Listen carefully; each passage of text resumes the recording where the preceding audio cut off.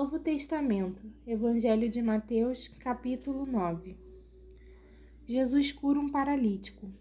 Jesus entrou num barco, voltou para o lado oeste do lago e chegou à sua cidade. Então, algumas pessoas trouxeram um paralítico, deitado numa cama. Jesus viu que ele tinha fé e disse ao paralítico: "Coragem, meu filho, os seus pecados estão perdoados." Aí alguns mestres da lei começaram a pensar: este homem está blasfemando contra Deus. Porém, Jesus sabia o que eles estavam pensando e disse: "Por que é que vocês estão pensando essas coisas mais? O que é mais fácil dizer ao paralítico? Aos seus pecados estão perdoados, ou levanta-se e anda? Pois vou mostrar a vocês que eu, o Filho do Homem, tenho poder na terra para perdoar pecados." Então disse ao paralítico: "Levanta-se, pegue a sua cama e vá para casa." O homem se levantou e foi para casa. Quando o povo viu isso, ficou com medo e louvou a Deus por dar esse poder a seres humanos. Jesus e Mateus. Jesus saiu dali e no caminho viu o cobrador de impostos, chamado Mateus, sentado no lugar onde os impostos eram pagos. Jesus disse-lhes: "Venha comigo." Mateus se levantou e foi com ele. Mais tarde, enquanto Jesus estava jantando na casa de Mateus, muitos cobradores de impostos e outras pessoas de má fama chegaram e sentaram-se à mesa com Jesus. E os seus discípulos, alguns fariseus, viram isso e perguntaram aos discípulos: "Por que é que o mestre de vocês come com os cobradores de impostos e com outras pessoas de má fama?" Jesus ouviu a pergunta e respondeu: "Os que têm saúde não precisam de médico, mas sim os doentes. Vão e procurem entender o que quer dizer este trecho das Escrituras Sagradas. Eu quero que as pessoas sejam bondosas e não que me ofereçam sacrifícios de animais, porque eu vim para chamar os pecadores e não os bons." Jesus e o jejum. Então, os discípulos de João Batista chegaram perto de Jesus e perguntaram: "Por que é que nós e os fariseus jejuam muitas vezes, mas os discípulos do Senhor não jejuam?" Jesus respondeu: "Vocês acham que os convidados de um casamento podem estar tristes enquanto o noivo está com eles? Claro que não. Mas chegará o tempo em que o noivo será tirado do meio deles. Então sim, eles vão jejuar. Ninguém usa um retalho de pano novo para remendar uma roupa velha, pois o remendo novo encolhe e rasga a roupa velha, aumentando o buraco. Ninguém põe vinho novo em odres velhos. Se alguém fizer isso, os odres rebentarão. O vinho se perde e os odres ficam estragados. Pelo contrário, o vinho novo é posto em odres novos. Assim, não se perdem e nem os odres nem o vinho." Jesus cura uma mulher e uma menina. Enquanto Jesus estava falando ao povo, um chefe religioso chegou perto dele, ajoelhou-se e disse: "A minha filha morreu agora mesmo. Venha e ponha as mãos sobre ela para que viva de novo." Então Jesus foi com ele e os seus discípulos também foram. Certa mulher que fazia 12 anos que estava com uma hemorragia veio por trás de Jesus e tocou na barra da capa dele, pois ela pensava assim: "Se eu apenas tocar na capa dele, ficarei curada." Jesus virou, viu a mulher e disse: Coragem, minha filha. Você sarou porque teve fé. E naquele momento a mulher ficou curada. Depois Jesus foi para a casa do chefe religioso. Quando viu que tocavam músicas fúnebres e viu a multidão numa confusão geral, e disse: Saiam todos daqui. A menina não morreu, ela está dormindo. Então começaram a caçoar dele. Logo que a multidão saiu, Jesus entrou no quarto em que a menina estava, pegou-a pela mão e ela se levantou. E a notícia a respeito disso se espalhou por toda aquela região. Jesus cura 2 cegos. Jesus saiu naquele lugar e no caminho 2 cegos começaram a segui-lo, gritando: Filho de Davi, tenha pena de nós. Assim que Jesus entrou na casa, os cegos chegaram perto dele. Então ele perguntou: Vocês creem que eu posso curar vocês? Sim, Senhor, nós cremos, responderam eles. Jesus tocou nos olhos deles e disse: Então, que seja feito como vocês creem. E os olhos deles ficaram curados. Aí Jesus ordenou com severidade: Não contem isso a ninguém. Porém, eles foram embora e espalharam as notícias a respeito de Jesus por toda aquela região. A cura de um mudo.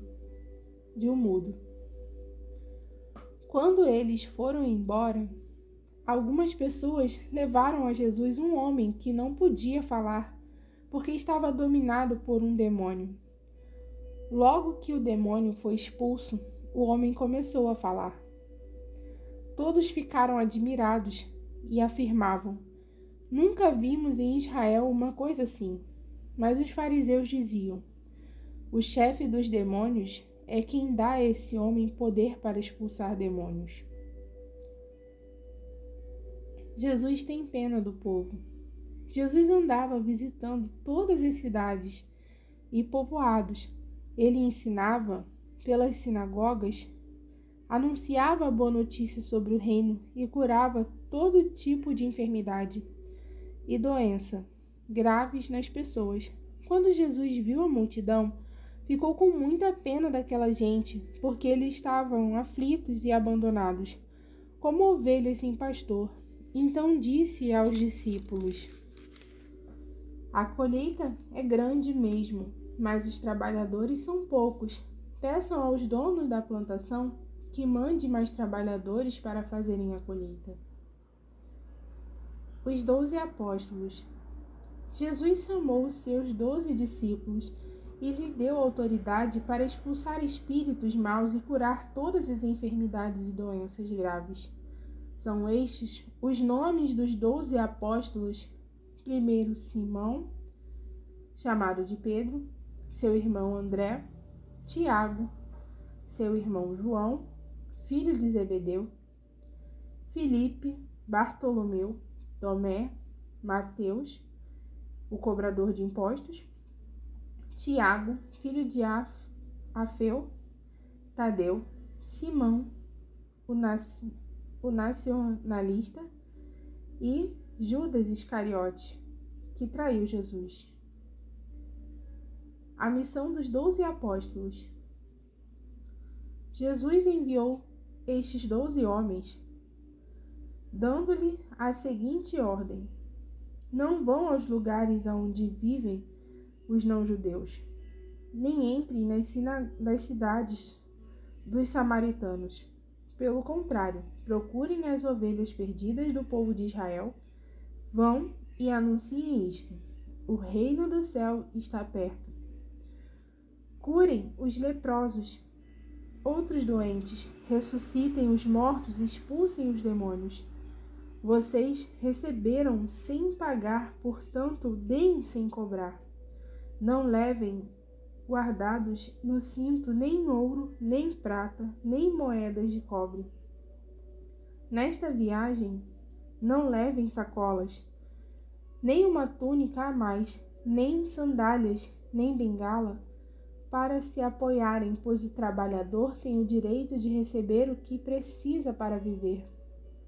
Quando entrarem numa cidade ou povoado, procurem alguém que queira recebê-los e fiquem hospedados na casa dessa pessoa, até irem embora daquele lugar. Quando entrarem numa casa, digam que a paz esteja nesta casa. Se a pessoa daquela casa receber vocês bem, que a saudação de paz fique com ela. Mas se não os receberem bem, retirem a saudação. E se em algum caso ou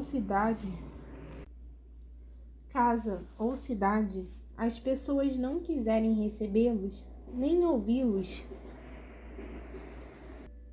saiam daquele lugar e na saída sacudam o pó das suas sandálias, como sinal de protesto contra aquela gente.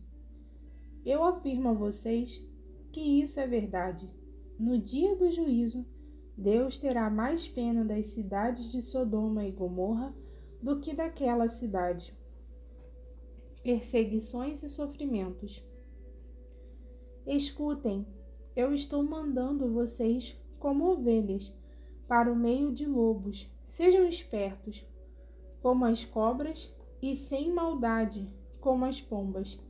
Tenham cuidado, pois vocês serão presos e levados ao tribunal, e serão chicoteados nas sinagogas, por serem meus seguidores.